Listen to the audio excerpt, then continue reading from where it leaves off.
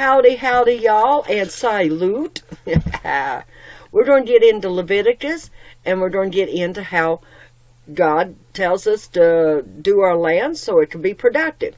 Now, you probably think, well, Leviticus, that's back when they had to do things a certain way and everything a certain... But listen to the way God's telling you to do land back then.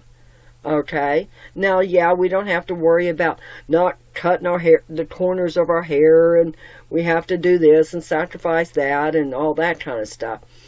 But listen to the way he's telling them to do their land, so their land's productive, and they keeping minerals and stuff in their land. Hold on, just listen for a minute.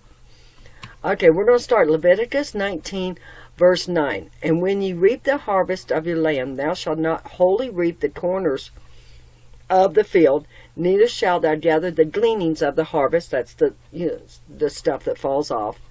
Okay. Now verse 10, and thou shalt not glean thy vineyard, neither shalt thou gather every grape of thy vineyard. Thou shalt leave them for the poor and strangers. So it's taking care of your land and taking care of each other. And it says, I am the Lord your God. Now you go down to verse 19 of this same chapter.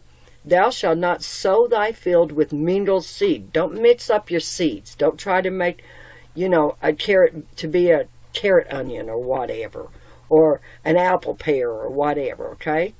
Now you go on to chapter 25, verse 1.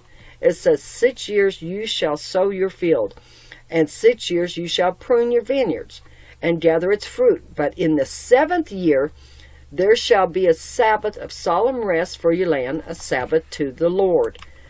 Now, that only makes sense. And you're like, well, I'll need food in the 7th year.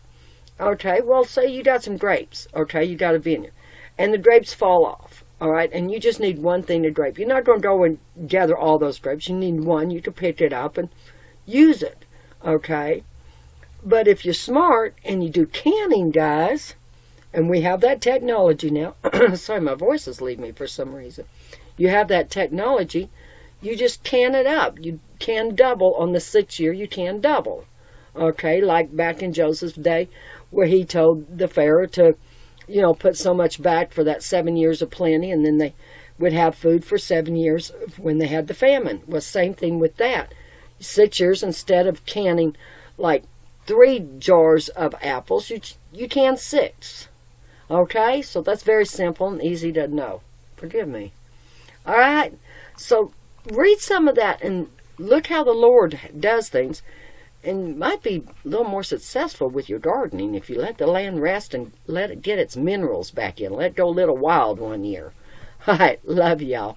Do it God's way, not your way. Just thought I'd give you an idea on that one. Maybe we'd be a little more successful.